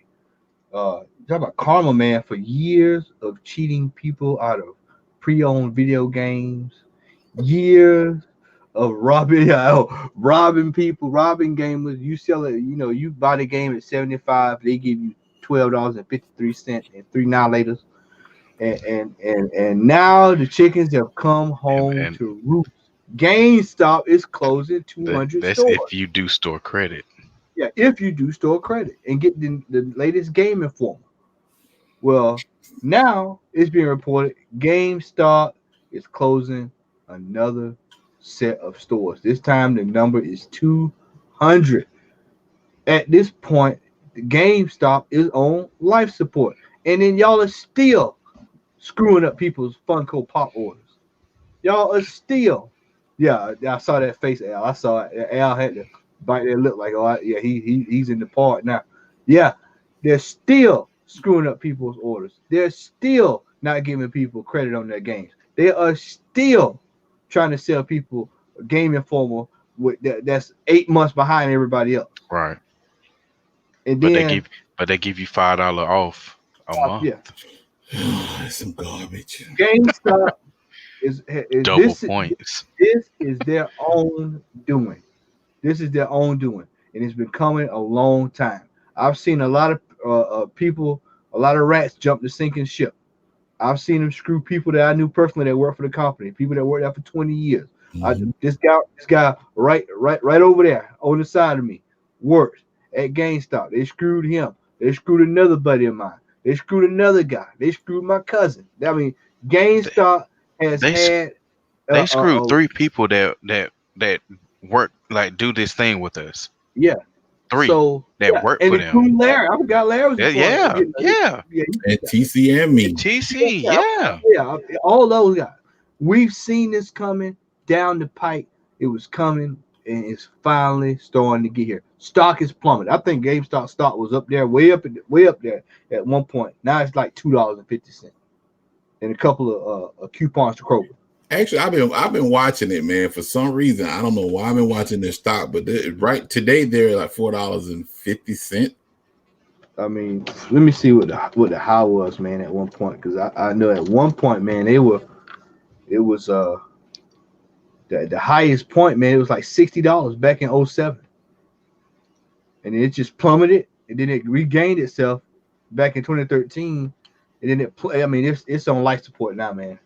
I honestly hope, and this was a rumor a while back, but I don't know if y'all remember, they were talking about it was rumors that Hot Topic was going to buy GameStop. As a Funko collector, I'm pretty sure y'all can see the Funkos behind me. As a Funko collector, I'd be so cool with Hot Topic buying GameStop, strictly on the Funko aspect of it. Now, game wise, man, I mean, I can buy most of my stuff digitally anyway and use an external hard drive. So Another thing that did GameStop in too was when they just open up Movie Stop. You know, Movie Stop was essentially the movie version of GameStop. Yeah, You go buy a DVD for $60, we're gonna give you $10.50 and a box of pop and a bag of popcorn that we got from Kroger's, and then we expect you to be happy and satisfied. Well, that's that great. That's I mean, great value popcorn, sir. I mean, I just don't quite understand uh, the logic of how they didn't think this was coming. I mean, at some point you've got to look at your business model and say, okay, well, changes have to be made. I mean, it's exactly. I stopped buying from GameStop 6 years ago. I think I maybe bought 2 games in the last 8 years from there. It was Samurai Showdown. Uh, no, 3. Samurai Showdown, Pro Evolution Soccer, and God of War. That's it. Everything else now you can download it from the PlayStation Store. Spider Man was the last game I bought from them in I a got that from long the time, PlayStation Store. and they were $20. And But then I bought it for Junior. yeah, I knew it was coming a long time ago. And then and then just based off of how they've treated some of the people I know that work there, I tend not to go there that much unless it's something I just got to have in my hand that day. You know what I'm saying? So, maybe a Grand Theft Auto if I want to get it the night the day it come out. But I mean, when was the last time Grand Theft Auto came out? What was that? 4 years ago, 5 years ago, something like that. So, no, I mean, GameStop brought this on themselves. Al, go ahead. I see. Well, I mean, with them, man, it's more or less. I call it the blockbuster syndrome. That's exactly what it is. And with the blockbuster syndrome, it was more or less Blockbuster didn't want to move forward. I mean, anytime, I mean, whether you work for yourself as far as you being an entrepreneur or business owner, or if you work for a corporation, or if you work for a retail chain, wherever you work, even if, like I said, if you're self-employed, change is always inevitable, and you have to be in a position to where you are willing to change with the times. Now I ain't gonna lie, I still go to GameStop, and the reason why I go to GameStop is because a lot of games, in addition to me being a comic book collector, I collect video games too.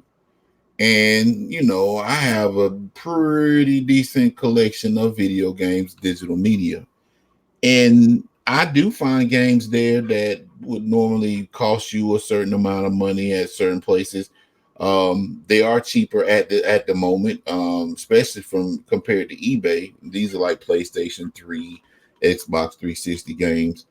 But I mean, I stopped trading in games like maybe 12 years ago, because my thing is that it wouldn't benefit me to take a game back that I had bought 3 weeks prior for $60, and then turn around and you only giving me $8 for it, but turn around and sell it for $54.99, talking about I'm getting a deal just because you knocking $5 off of it. That's dumb. And I think if GameStop, number one, if they were more competitive when it came down to their trade-ins, because basically that's how GameStop made their money off of trade-ins, and that was the reason why you would take a video game back, or a game system. You take back a PlayStation 4 that you paid $400. Well, now granted, I'm knowing you ain't gonna get that much for it, but dang, you pay me, you give me $125 for it, and then you sell it for $20 less than the actual retail price of it brand new. I mean, along with that, some of the business practices, because we all know there's one guy that worked for GameStop for years, man, and they screwed him over royally, like royally.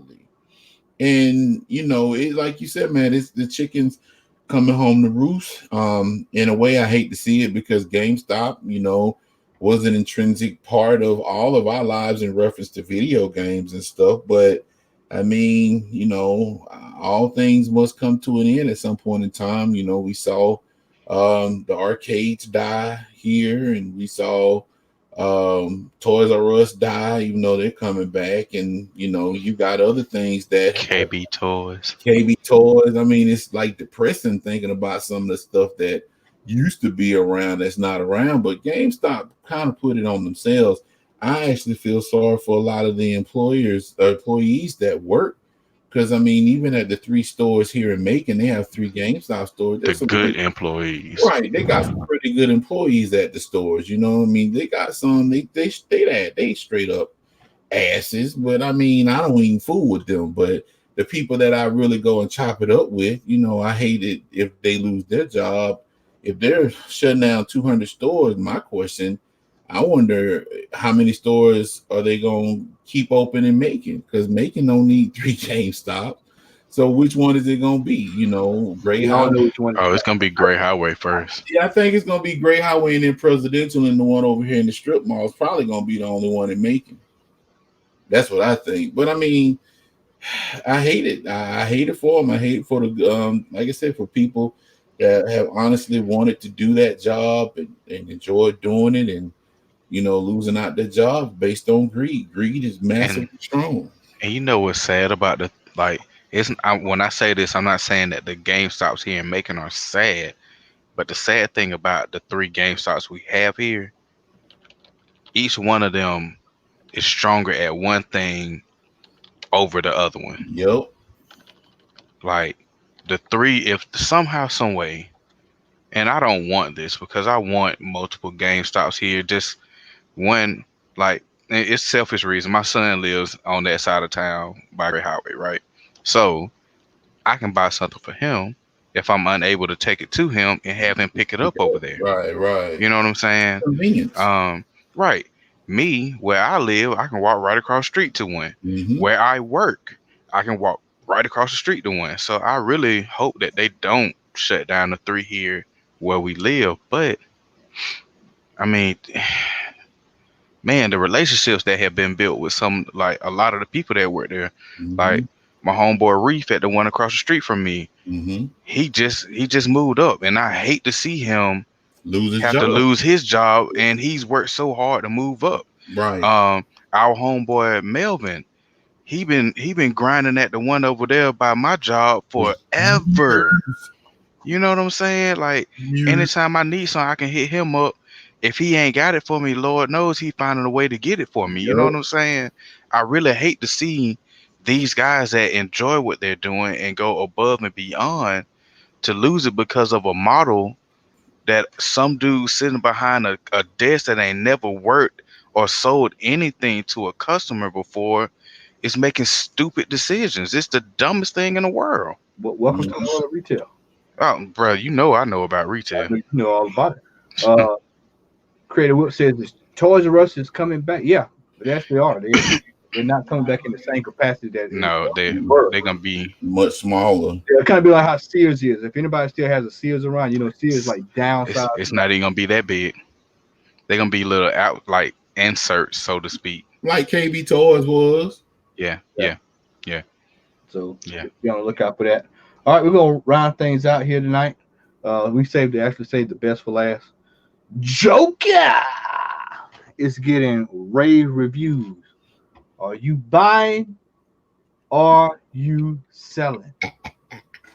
In the group chat, are y'all buying or you selling? Joker being hot as everybody say. This past weekend, IGN gave it I think this is the only time they've ever done it.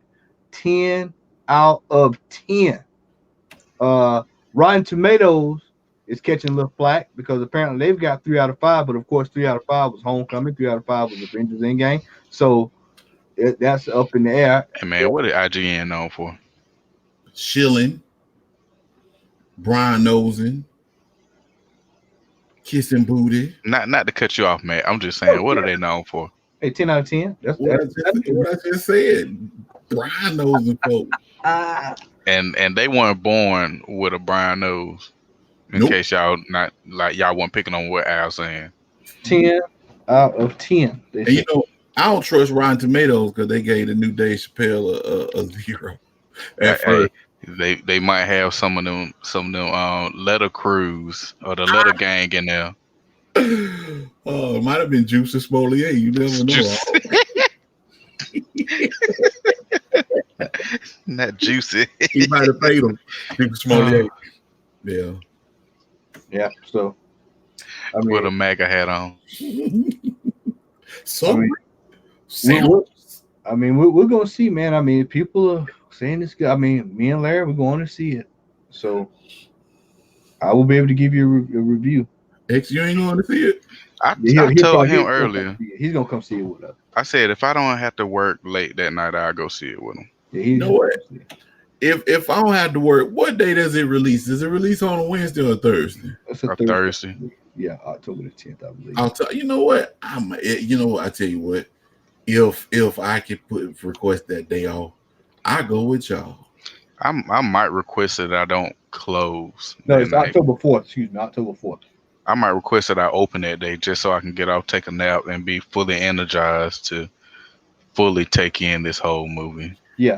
Then one of the I ain't mean cut job, but then one of the websites said that there was a standing ovation for like 10 minutes or something. Yeah, at one of the major film. Well, they did that with Batman v Superman. Warner Brothers stood up for 8 minutes. They paid them. Yeah, they cut a check for Warner Brothers. All right, hey, these folks probably got paid to stand up for 10 minutes too. They probably got some GameStop gift cards. I've seen excellent, amazing movies in my life. It won't be any good. Whatever. You can go to GameStop and buy Amazon gift cards with them gift cards, so you can do something with it. You still buy games? Yeah, you can. Half a game. You can buy half a DLC, half a season pass. So you're not buying. So you're not buying these, Xavier. Xavier said no. Yeah, you're not buying these. Man, I told you it don't matter to me. I'll remain neutral. I mean, as far as it goes, if it's a good movie, it's a good movie. Like I said in the last show, I don't have the invested interest in Batman like X, because X is that Batman fan. You know, I mean, X is the Batman as the I am to X-Men.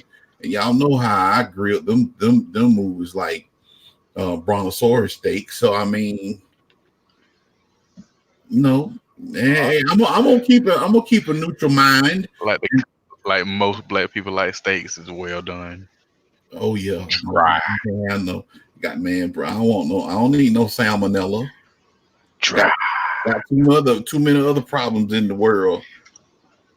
I want well done, but I still want it moist. Well done, son. All right, everybody. It's your favorite time. It's your favorite time for those who hang in with us. Sometimes we do it early in the show. Sometimes we do it later in the show. So tonight we decided to go late. It is time for our hauls. Xavier, would you like to go tonight, man? Oh, sure. Hey, I go first since I don't have nothing brand new. Okay, go ahead, brother Al. Go ahead. Since I don't have nothing brand new, as in picked up today, because I ain't feel like going nowhere today, because I was off and I was supposed to work overtime today, but I said, you know what? I'm not working overtime today. I'm staying my black bleep at home.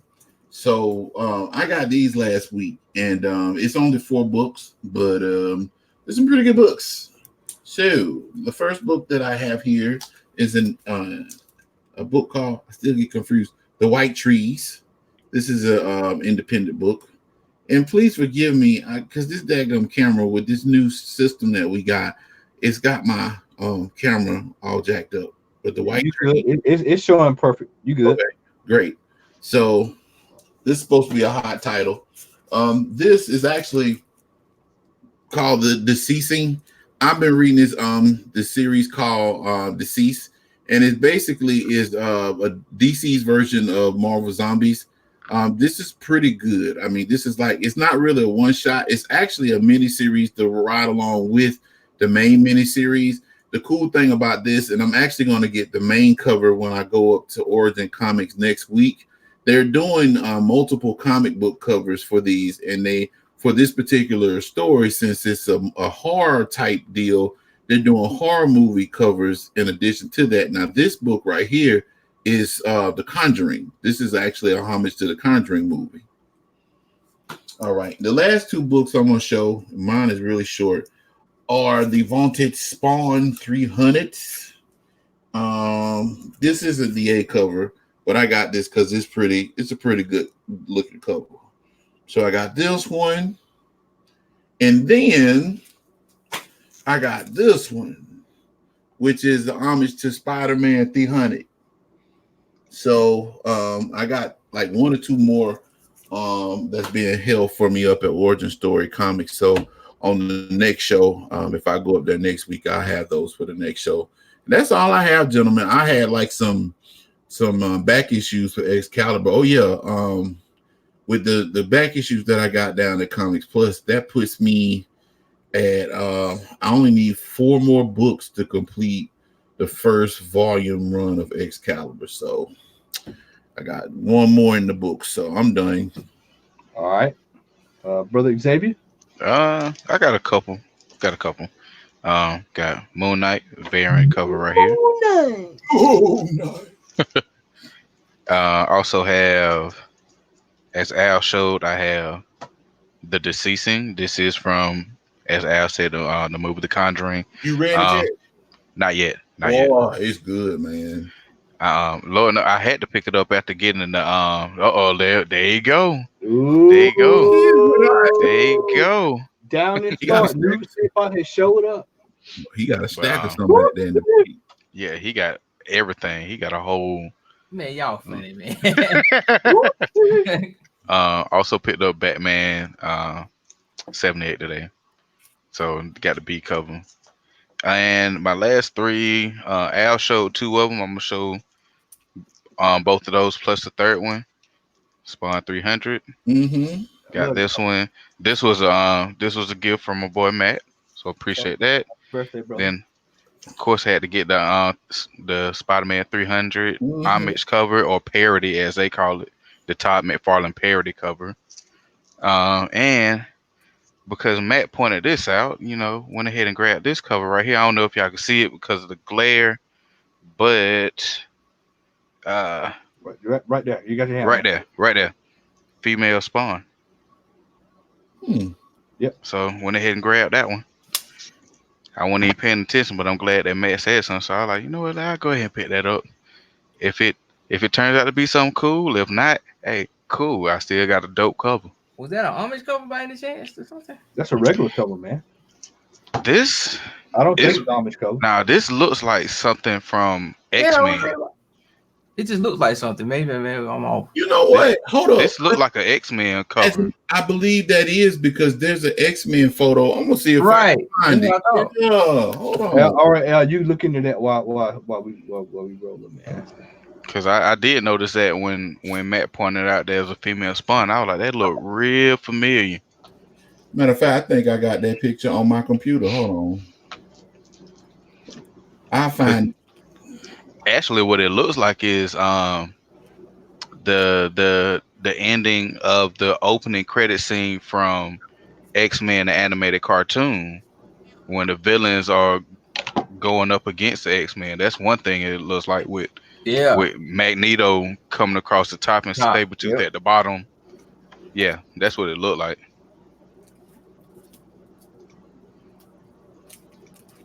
What on Al? Let's see.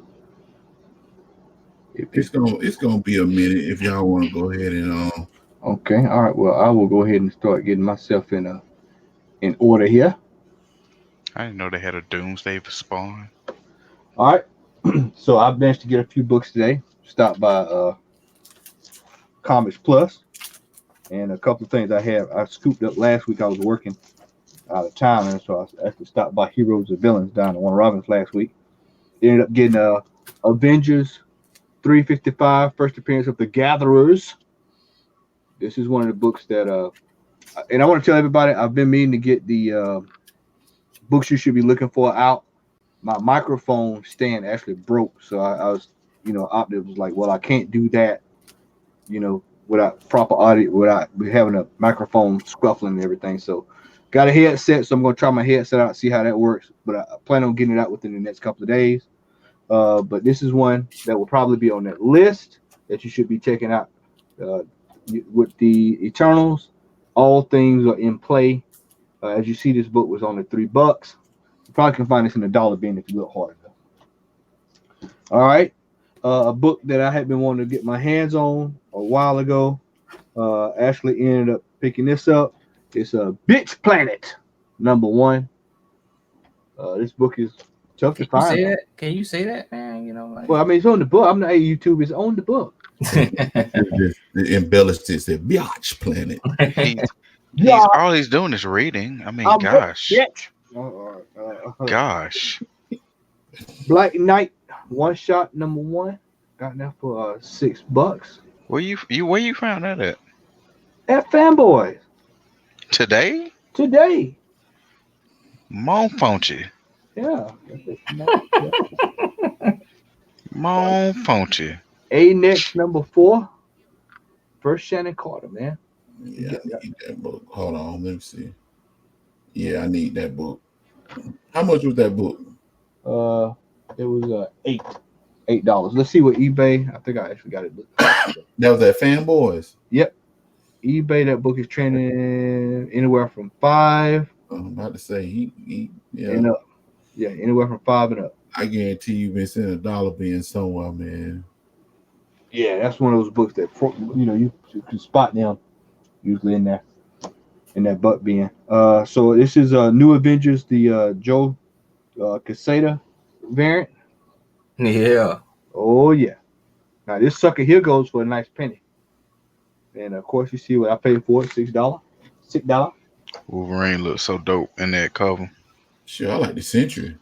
One that I didn't even know this existed. Ghost Rider $20.99. Mm-hmm. Yep. Pick this up. So what is he riding? Is he riding the internet? I guess he on the net zero plane. Off the pistol. All right. New X-Men 134, first appearance of Kid Omega. Yeah, I got that one. Yep. Antonio Coleman, I'm sorry, buddy. Usually I pick these up for you, man, but I saw this one. I was like, I'm getting this one for myself. Black Panther $20.99. I knew when you got the other one, I knew you got the Black Panther one. Oh yeah. Of course. But what is he doing in $20.99? Hey man, it's Wakanda Wakanda is. Oh, so is Wakanda Atlantis now? Yeah, Wakanda Atlantis. His son. Yeah. All right. Venom 18. Where you find it at? Fanboy. Yeah, oh, they had it. Okay. That was the only one they had. Yeah, only one. I ordered mine, man. I wasn't taking no chances. And of course, the same thing Xavier just showed y'all of the Spawn. The DC Wanderers #1 for $1.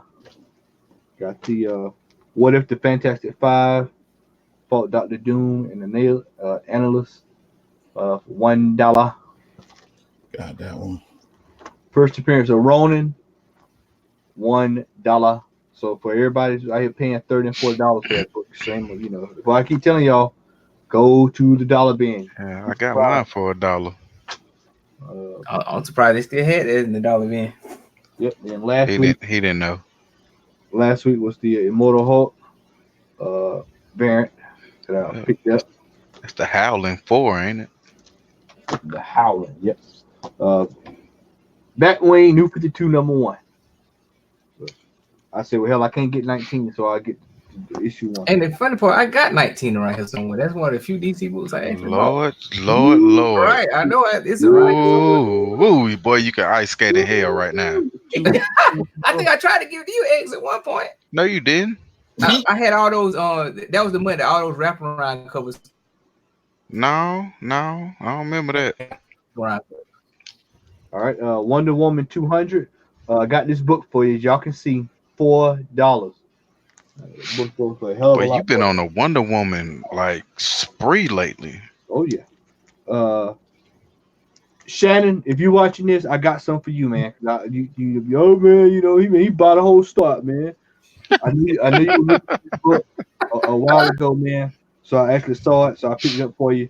It's Amazing Spider-Man 263, first appearance of Normie Osborn. He'd been looking for that book for God knows how long. So I snatched it up for him.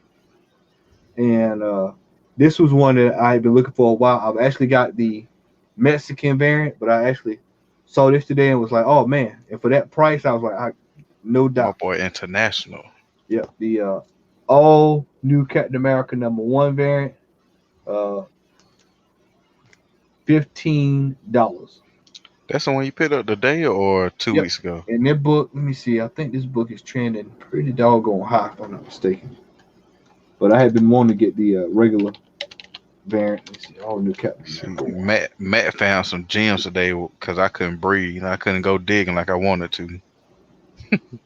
Why you couldn't breathe, bro? Yeah, a Oh, my 9.8. sinuses were destroying me today, bro. Yeah, 9.8s are going for a minimum of $199, $300. It's the 1 in 25 variant too, by the way. So I will be putting this in your hand to go get slabbed. And that's it, man. That's it for me. So Larry, what did you have over there, my friend? It's a little something, not too much. I like the new layout you got. Whatever. It's the same way I had for the past 2-3 weeks there, bro. Nah, bro. Nah. I see some new stuff over there in the background. You might have the same. It's a different angle. Yeah, that's what I did. He said that Wolverine. Got the Incredible Hulk variant that Matt had. Let's see with the wraparound. Let's see the House of X. This is #1 actually, the Humberto variant. The Mortal Hulk 23. The Miss Marvel #5, the homage to Iron Man. This new suit. It's for you, Al. You can actually have it if you want it. But Alpha Flight, True North. Do y'all see that stack on his table? And variant. Oh, snap. I like that. Like I say, you can have it if you want it there. Of course. Thank you, sir. You're so kind. Do y'all see that stack? I went to I snuck with the bungee last week, man. Oh, look at it. Found a few things. Yeah, that's a few, y'all. The Web of Black Widow, #1. No, a few is what I had. Well, compared to what he got, Black Widow, Deadly Origin. Non-existent combined. With the white suit. This is supposed to be in the movie, so this one is trending pretty high. And this is the other one with the black suit. Has there been any more news about that you heard, Larry? That movie? Just the time frame. Nothing too much. I hope they leave it as it is right now. This for you, X. Uh-oh. The old Catwoman art germ variant. Oh, that's nice. I told you, as I told you in the group, I don't care what germ it is, it's still DC. This from today, I think. Yeah. Larry, let me hop in there right quick and tell you that for those who don't know, that is the last cover that Art Drum will be doing of that series. That's the last one for those who collecting Art Germ. From today, let's see, I only show a couple of them because it's like 17 of them. It's 90 right there. But Powers of 10, I show the Scotty Young variant. I like that. Is that Sinister? Yeah. Then I show the Through the Decades variant with Rogue. Where you get that from? Oh, Will. I didn't see that up there. 15. Oh, it was cover price. Okay. You got that today? Yeah. He must have put that out after Madden I left, cause I don't remember seeing that one. Hold up again, Larry. Yeah. That's one of those ones he took away for like when Larry come in. Okay, cause I can say I don't remember seeing that one. My Melina variant is on the way. Yeah, of course, that's the connecting variant. But another Black Widow, #3, Clayton Crane.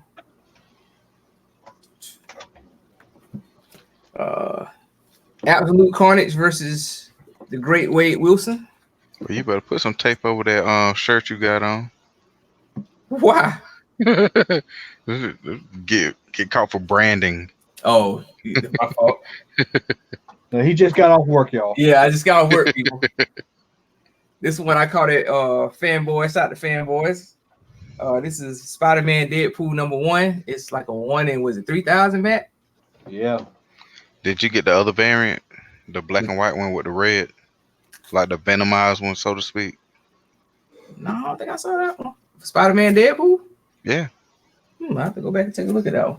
It was one at Fanboy. There was one left. Then I had the variants, but I never had the original cover for Spider-Man 2. See, that one's so simple that it's so dope. Found a Jason Scott camera variant of Spider-Gwen #1.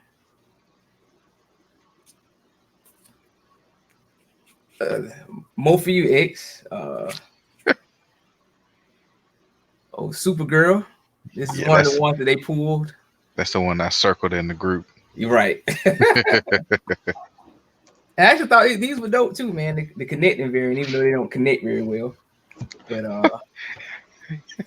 Harley Quinn. Yeah, he had to find a way to talk bad about DC, y'all. Golly. They don't connect very well, man. I mean, look, the hair's all man. off. Hey, look, you gotta treat it like you treat movies, man. You gotta suspend your disbelief.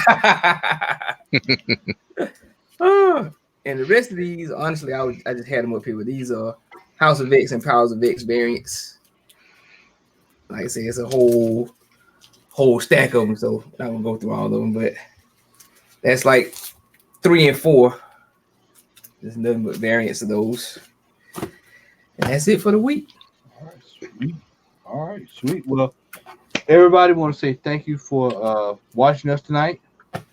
And me and Larry, I'm going to go celebrate my birthday this weekend. I'll get back and connect with the guys. And anybody want to say anything before we shut it down tonight, man? I'd like to thank everybody for continued support. We are probably sitting at close to 240 subscribers, give or take a few. Whenever we get to a point where we could do another giveaway, we get some more subscribers, I'll be pulling some stuff out of my personal stash to give away. So with that being said, if you are watching, or if you will watch and you like what you see, just like, subscribe, and share with your peers. Yeah, so that's all. Thank you all for stopping by and sticking with us. We really appreciate it. Yep. For those, when we get to 250, I've got a copy of Descender #1, and we will be giving this away. So you might want to look in on this, man. And it's actually 2 copies, as a matter of fact. I think of Descender, but this is actual second in Charles variant. So for those who are interested in that, there's a show supposedly developing a show for that. So we got a couple of copies of that. Thanks to the good people over at Second in Charge. You can't beat that pricing, man. And Al knows exactly what I'm talking about. Cannot beat that pricing. You can't. X, anything you want to say before we roll out, man? I would like to kind of piggyback on what Al was saying. You know, guys, look, we do want subscribers. We do appreciate you all watching this. We love the support. We appreciate the support, but we really, really, really do want to see more. It's not even that we're trying to get paid or anything like that, but we, as you all can tell, we enjoy doing what we do. We love doing this show. We love going out on hunts. Even the small little debates that we all have between one another, it's all out of love for this craft and this hobby that we all. Ain't no love. Hey man, I love you even though you hate DC. You still my dude. You are still my dude. But I mean, I just a while ago when when Matt, Larry, and I, we all went to Atlanta. We were promoting the show at a shop, and I told her, I said one thing that we love about doing this show is we are all different people that come together with one hobby. We want people to know that you can be yourself and enjoy reading comics, collecting comics, playing video games, watching movies, whatever, whatever, whatever. You don't have to fit into a specific type of mold, but be yourself, and we love promoting that. So if you all can for us, tell everybody. We don't care if you black, white, male, female, undetermined, whatever, whatever. Put it out there. We just want people to understand, because if you all as a whole don't promote this type of stuff that we all enjoy that brought us together, then this stuff is gonna go away, and we're not gonna have anything to talk about. So please tell all your friends, your family, everybody. It's people. It's 4, 5, 6, 7, 8, 10 brothers out here that love getting together, talking about the stuff that we all love. So keep pushing this stuff for us, y'all, and we do greatly appreciate it. And let me just say this too, and I'm gonna let Matt and Larry say something. It ain't too many places you're gonna go on YouTube where you see a black dude wearing an all mic cap. So with the with the little pips at the top. if you didn't know, this is from an anime called My Hero Academia.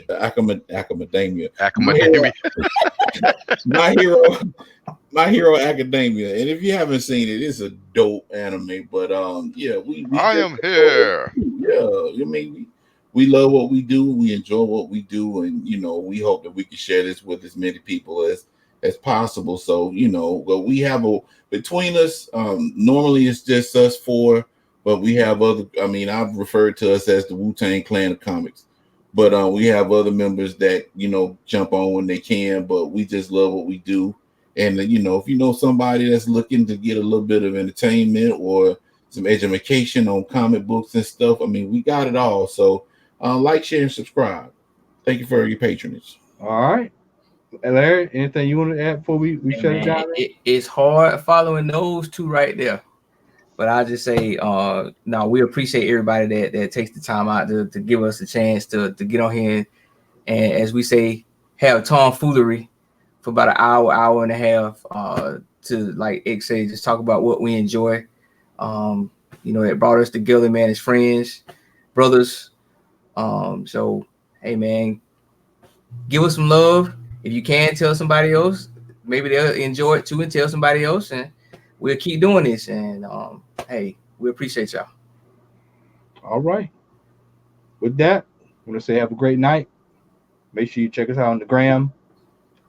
And we'll catch you all on the next show. All right? Have a great night. No, we didn't do the Macho Man.